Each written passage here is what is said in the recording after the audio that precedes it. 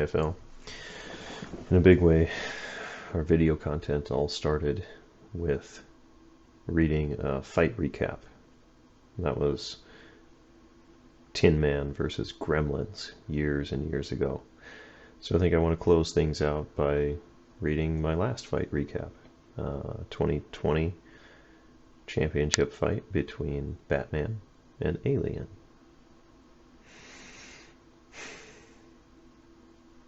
I sighed and blinked hard.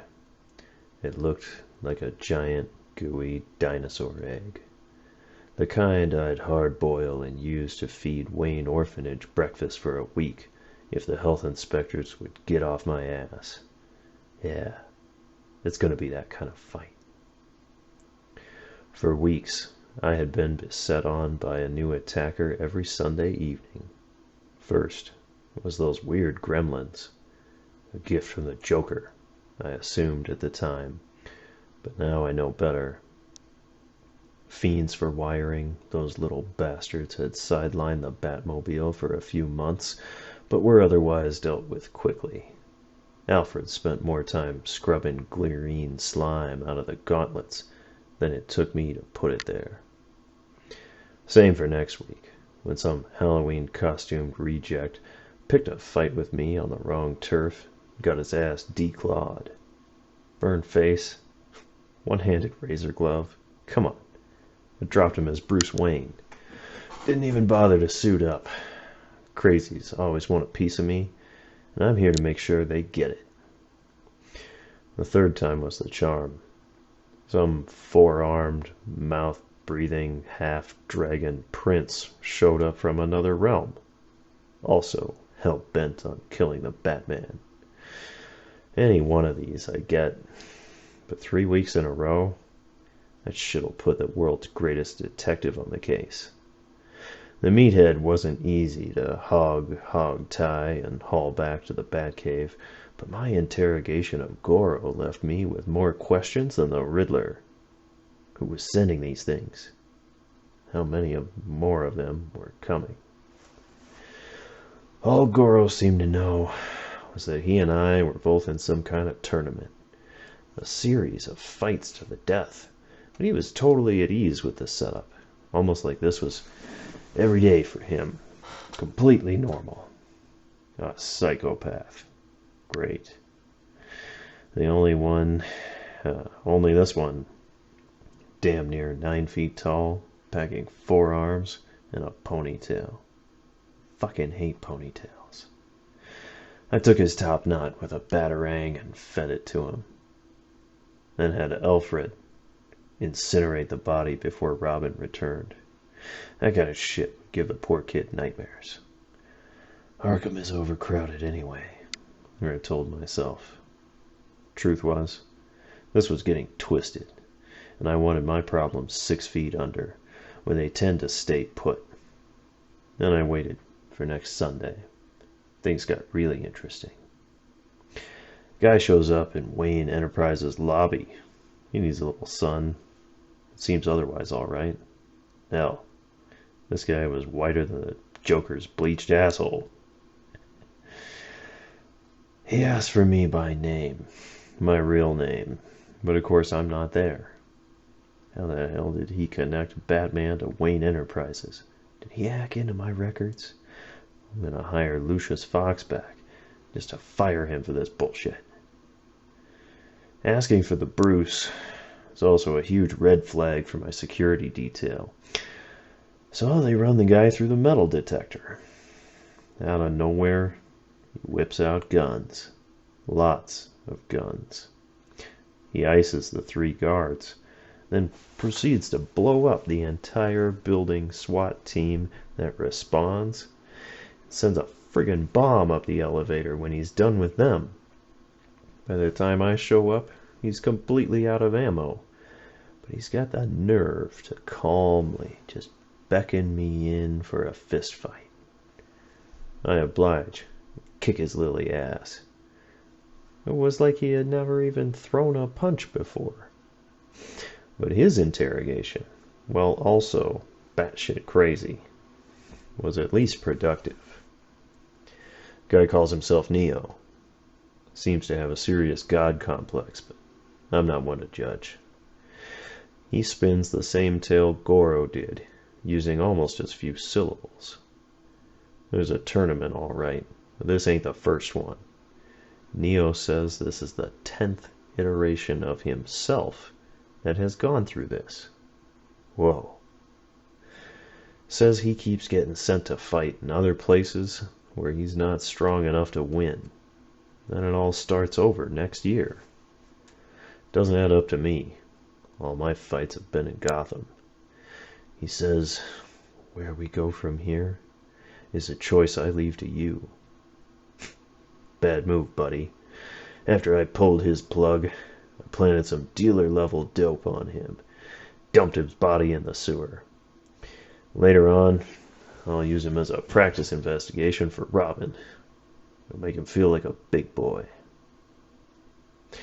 On a hunch, spent the next 6 days assembling an anti-telekinesis batsuit. Why'd I do it? Because I'm a billionaire and I get bored fast. When Sunday night rolls around, I crank the suit power up to 11. Just stay home, see what happens. Maybe my enemies really are being dropped into my lap. I haven't even finished my 3rd whiskey before a kid wanders in. Pretty fucked up, putting a kid in this mess. But I suppose my hands aren't exactly clean on that front. Unlike most kids that just want my autograph, this one is mean mugging me like I'm a fly she's gonna squish on the wall. Go ahead and stare, punk. Everybody else does. Her fists are shaking and her nose starts to bleed. But the suit is just humming away from my secret power source. Fanboy boners. Funny thing about that. A few years ago, I harnessed the power of my fanboy's bizarre and relentless love for me in a portable fusion device. Now all my gadgets are fueled by weird, horny, outraged reactor energy. And most of Wayne Manor to boot. Stroke after stroke after stroke. The bigger the threat I face is, the stronger the fanboy reaction. And the more powerful I become. I heard about a guy over in Washington that had this too, but it made him weaker around haters. So much bad blood for him. Must suck. But not me. Even my haters still love Tibats. So the horror batsuit is just throbbing away, pumping me so hard with adoration that the nipples pop out of my chest plate. Meanwhile, sweat is beading on this girl's forehead, and I'm wondering if it'd be rude to top up my drink. And get this, she drops dead. I've never seen a stranger thing. Fast forward another 7 days, and here we are, the boy wonder and I, staring down this ugly-ass egg. I lost the coin toss to Alfred for babysitting duty, but good thing the kid is here. I'm gonna make him pick it up. Then Robin steps a little closer, and the top of this nasty thing opens up like a paper fortune teller.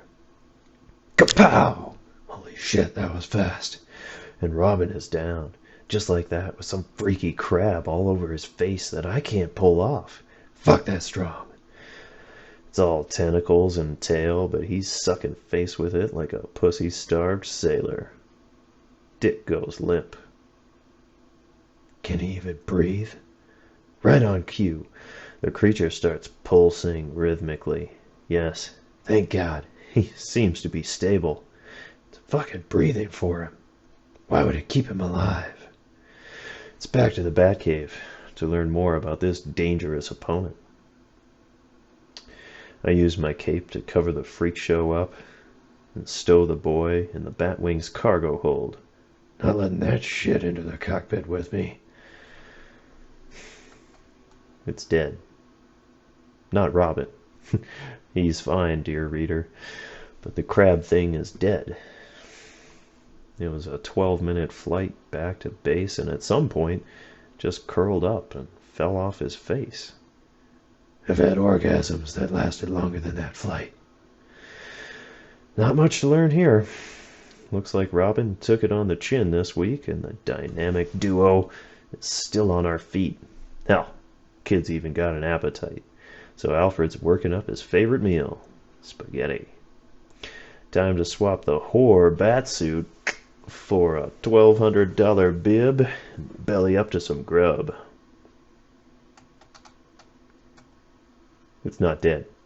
Shit, that thing is not dead at all. Robin? He is dead. That fucker burst out of him like Satan's jack-in-the-box. No time for a cape. This crusader bailed. Straight to the Batwing and got airborne. By the time I called Alfred to warn him, he was already screaming. Now the low fuel light is blinking on the instrument panel like the world's most depressing Christmas tree. In times like these, I always look to myself for inspiration.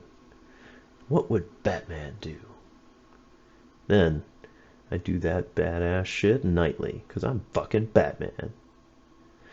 Time to be the hero Gotham needs. I land the Batwing, flame units blasting in all directions to clear the area, and then leap to the ground. Nothing. It's a straight shot, 20 yards to the horse suit, and near invincibility. Ninjas wish they moved like me. Creeping in the shadows of the shadows, like a sexy whisper of death. 10 yards to go, and there's nothing but the steady rush of cave water hammering down on the rocks. Even the bats are roosted. There's no flutter of leathery wings overhead. Stop. I'm calling full stop on this crazy train because something is not right. There. That housing over the suit pod, curled up like a fucking cat on the dryer, is something alien. Not at all what jumped on Robin. Ugh. Or came back out of him. It moves. The jig is up and it's a foot race now. Good thing I've got some big feet as I leap into the Batmobile and slam the roof shut. Just in time, too, because whatever it is out there is howling and beating small dents in the cab already. But I'm feeling like a pimp on Monday because I'm about to bag this thing in a net and torch it with the afterburner like a creme brulee. At least, that's how I'd feel until I punch the Batmobile controls and nothing happens. I punch them again. Never had to punch something twice before. And still nothing. I even try that sweet backfish punch I used to squish the last gremlin. And it finally dawns on me. Batman, you're fucked. An hour later, and it's just about over. The thuds never even broke rhythm, but they are gonna break through the roof soon. A tiny seam splits in the metal, and like a horny teenager seeing some thighs part, that thing squeals and starts dripping goo through the hole to lube up its dinner. What would Batman do? What would Batman do? What would Batman do? Then it hits me like an anvil from heaven, and I am suddenly certain that everything will be fine. Because Batman always does the most badass shit you've ever seen, no matter the odds. When that beast sticks its head in here, Batman is gonna punch that fucker to death. And that's just what I did. He took a few sockos and kablooies in the mouths, and the acid blood stung something fierce. But I knocked both sets of that bastard's teeth in. No suit, No sidekick. No weapons. No logic. Just belief in myself. And the belief of my fanboys.